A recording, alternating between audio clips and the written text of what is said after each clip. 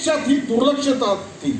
पर मोदी जी ने इसी योगा को पूरे विश्व में प्रतिष्ठित कर आज योगा के टीचर की सबसे ज़्यादा डिमांड विदेशों में है। जितनी डिमांड है हमारा देश पूरी भी नहीं कर सकता। और मालूम है कि भारत से जो योगा टीचर आता है उसमें दम है। मेरे मित्र है, आर्य समाजी है, अब वो कई करोड़ रुपया इन्वेस्ट कर चाणक्यपुरी में इंटरनेशनल योगा सेंटर बना रहे। मई जून में उसका उद्घाटन होने वाला है। तो उन्होंने कहा वहाँ एक एक योगा टीचर का पेमेंट उन्होंने 1 लाख 1.5 लाख रुपए इस प्रकार के टीचर लाए। और मुझे कह रहे थे भाई ये हमारी भूमि योगा भूमि मानी जाती है, हमारा ऋषिकेश ये yoga capital of the world ऐसा माना जाता है। और आज कोई विदेशी घूमने आए और बताए कि बताओ आपके यहाँ की कोई योगा इंस्टीट्यूट मुझे विजिट करनी है। तो इस प्रकार का योगा का इंफ्रास्ट्रक्चर जहाँ पर है इस प्रकार का है नहीं। तो इतना बड़ा हमारा हेरिटेज होने के बावजूद उसको प्रस्तुत करने का जो साधन है वो इतना वीक है, तो हमारा नॉलेज को भी लोग अंडर एस्टिमेट करने लगते हैं।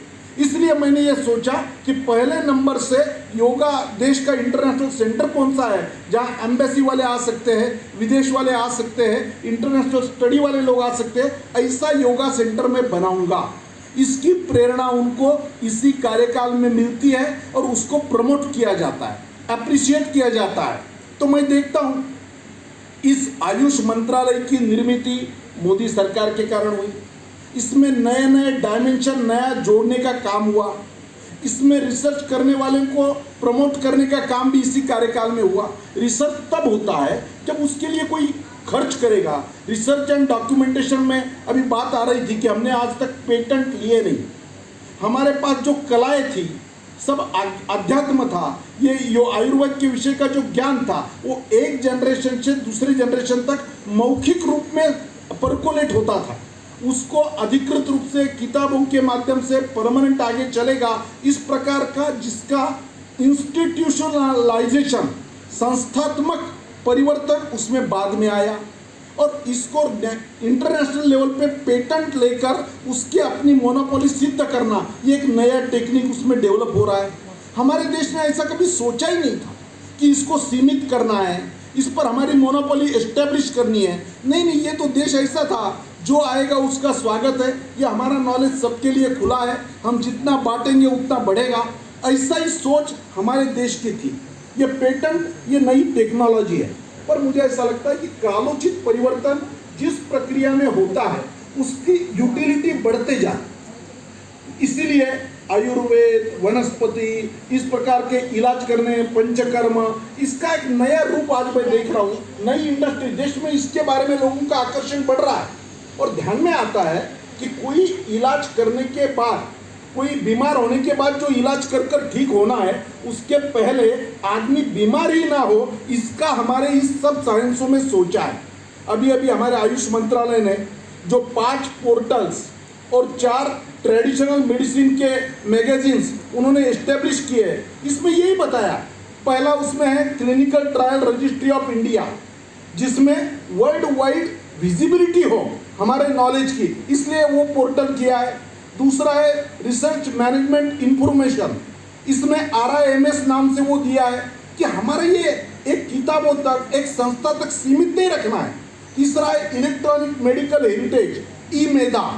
चौथा है अमर मैनस्क्रिप्ट एडवांस रिपोजिशन, और 5वां है शाही हिस्टोरिकल इम्प्रिंट। तो वर्ल्ड जिस भाषा में समझता है, जो डिजिटल माध्यम से लोगों तक जाना है, और ये हमने कहना क्यों चाहिए कि हमारा आयुर्वेद इतना बड़ा परंपरा है, उसकी इतनी गुणवत्ता है। ये कोरोना के कार्यकाल में तो ये सिद्ध हो गया। और ये हिंदुस्तान में तो लोग कभी कभी जोक से भी बोलते हैं कि यहाँ तो हर चौथे आदमी डॉक्टर है। कोई थोड़ा भी बीमार दिख जाए, कोई रास्ते में मिल जाए, तो वो आदमी उसको इलाज देना शुरू करता है। इसका जोक का पार्ट छोड़िए, पर एक्चुअली ये नॉलेज घरों घरों में था, हमारे किचन में था। हमारे घर में मराठी में हमारे बोलते हैं आजीबाईचा बटवा, दादी माँ का बटवा हर घर में रहता था। कुछ भी हुआ तो डॉक्टर के पास भागो और इलाज लो, ऐसा नहीं था। अरे जो आपको बीमारी हुई है वो बीमारी क्यों हुई है, वो कैसे हुई है, उसकी तीव्रता कितनी है, उसको कौन सी दवाई देना आवश्यक है, इसका तात्कालिक उपयोग क्या है और लॉन्ग टर्म का उपयोग क्या है, ये सब बातों का सोचकर इस देश के इसमें ये किया था। ये सरकार ने मेडिक्लेम पॉलिसी में पहले आयुर्वेद का अंतर्भाव नहीं था, अब धीरे धीरे सब कंपनियों को बोलकर मेडिक्लेम में भी आयुर्वेद अस्पतालों का इन्वॉल्वमेंट होना चाहिए, ये इस सरकार ने किया। एम्स केवल एलोपैथी के लिए नहीं, एम्स आयुर्वेदिक भी एम्स का ये होना चाहिए, पंचकर्म को बढ़ावा देना चाहिए। ये सब बातें ये सरकार के कार्यकाल में हुए हैं, इसलिए आयुर्वेद के विद्यार्थियों का भी फ्यूचर ब्राइट है आने वाले दिनों में। और हम विदेशों में भी हम देखते हैं, जहाँ जहाँ भारतीय डॉक्टर है, भारतीय ब्रेन काम कर रहा है, वहाँ भारत के बारे में उनका आकर्षण बढ़ा है। ये सब काम हमारे देश के लोग जितने आसानी से करते हैं, इससे हमारा एक क्रेडिबिलिटी बढ़ी है, भारत के बारे में विश्वासार्हता बढ़ी है। और आज यहाँ पर जिस प्रकार का आयोजन हो रहा है, ये तो बहुत अच्छी बात है। यहाँ पढ़ने वाले छात्र हैं, यहाँ पर पार्टिसिपेंट जो डेलीगेट्स हैं, अपने शास्त्र में क्या क्या चल रहा है उसका डेप्थ में जाकर स्टडी करना, उस विषय के एक्सपर्ट्स को यहाँ पर बुलाना, उसके अलग अलग डायमेंशन समझ के लेना, इसका आने वाले फ्यूचर में और क्या क्या हो सकता है इसके बारे में जिसका स्टडी रुक जाता है उसका कभी आगे तरक्की नहीं होगी। अगर आगे जाना है तो कालोचित परिवर्तन उसमें आवश्यक है। और ऐसे सेमिनारों में सब एक्सपर्ट, उसमें स्टडी करने वाले छात्र इकट्ठा आते हैं, तो इन सब बातों का रिव्यू लिया जाता है और उसमें आगे बढ़ने की प्रेरणा मिलती है। तो मुझे ऐसा लगता है ऐसे आयुर्मंथन जैसे ऐसे प्रयोग होते रहने चाहिए। हमारे देश की जो एक ताकत है, जो एसेट है, उसको नए ढंग से लोगों के सामने प्रस्तुत करना चाहिए। हमने ठीक ढंग से रखा तो भारत विश्व गुरु की ओर जाने में हमें कोई रोक नहीं सकता। केवल नए तरीके से उसको रखते आना चाहिए। आज तो विदेशों में जाने वाले छोटे छोटे प्रसंगों पर हम देखते हैं कि भारत की क्रेडिबिलिटी बढ़ गई है विश्व में, नए रूप से भारत को। मुझे एक बात बताइए, ज़्यादा दूर जाने की जरूरत नहीं है, अभी रशिया यूक्रेन युद्ध हो रहा है, ये कोई धर्म युद्ध है क्या कि कोई युद्ध 2-4-5 घंटे बंद होता है और हमारे देश के प्रधानमंत्री वहाँ आदेश देते हैं कि हमारे जो छात्र वहाँ पढ़ रहे हैं, हमारे जो नागरिक है, इनकी कोई गलती नहीं, आपकी लड़ाई आप दोनों देशों में चलने दो, हमारे छात्र फुल्ली सिक्योर्ड आने चाहिए, इसके लिए 8 घंटा युद्ध बंद करो। किसके पास वीसा है नहीं है, पासपोर्ट है नहीं है, उसके हाथ में तिरंगा झंडा, यही पासपोर्ट मानो और उनको वापस भेजो। ये हमारे देश ने करके दिखाया, ये हमारी क्रेडिबिलिटी है। ये विश्व में जो हमें नए ढंग से लोग जो देखने लगे हैं उसका ये कारण है। और छोटे छोटे प्रसंगों में मैं इसको देख रहा हूँ। पिछले महीने में मैं दुबई में एक दादा साहब फाल्के अवार्ड के कार्यक्रम में मैं गया। अब हर कार्यक्रम के लिए जो नाम्स होते हैं, वहाँ के हिसाब से 2 नाम्स हमारे आयोजकों के पास कम थे। जिस होटल में कार्यक्रम होना था, होटल वाले का नहीं, आपका कार्यक्रम हो नहीं सकता, आपके पास ये 2 सर्टिफिकेट नहीं है। बात होते रही, क्या करेंगे, इतने बाहर से लोग आए हुए हैं। आखिर वहाँ के शेख के पास मामला गया कि भारत से ऐसी टीम आई है, उसके chief guest Bharatiya Janata party के उपाध्यक्ष है, और ऐसा कार्यक्रम में उनके पास 2 सर्टिफिकेट नहीं है। उन्होंने ये एजेंडा देखा, आदमी वहाँ पर कौन उपस्थित रहने वाले वो देखा, और 1 मिनट में कह दिया ये कार्यक्रम होने दो, इसको रोक टोक मत लगाओ। और रोक टोक मत लगाओ, उन्होंने एक प्रतिनिधि वहाँ पर भेजा। मैंने मेरे भाषण में उनका अभिनंदन किया और मैंने कहा कि इतने बड़े दुबई में भारतीय इतने ज़्यादा रहते हैं, उनको पूजा वर्शिप करने के लिए कोई जगह नहीं थी।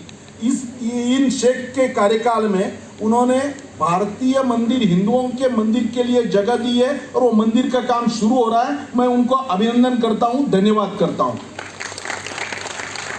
ये जब मैंने कहा तो उनके जो प्रतिनिधि वो देखने के लिए आए थे, वो गए और उन्होंने रात को रिपोर्टिंग किया।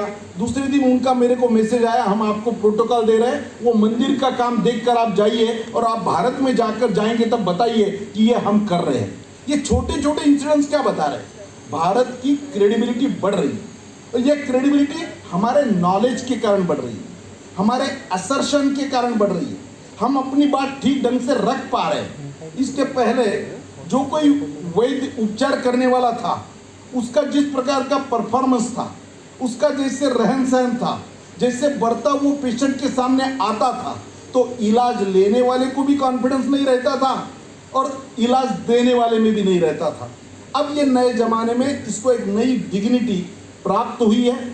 इस सरकार ने उसको प्रोत्साहन दिया है, ईशान जैसी संस्थाओं ने उसका एक अच्छा एग्जीक्यूशन किया है और आप जैसे लोग इसका लाभ ले रहे हैं। मुझे ऐसा निश्चित रूप से लगता है इस फैकल्टी का और हमारे देश का ब्राइट फ्यूचर है। एक अच्छे कार्यक्रम में हमारे मित्र खेड़ेकर जी, यहाँ के संस्था चालक गर्ग जी, ये सब लोगों ने हमें आमंत्रित किया और आपके सामने प्रस्तुत होने का मौका दिया। उनको धन्यवाद देते हुए मेरे 2 शब्दों को विराम देता हूँ। नमस्कार।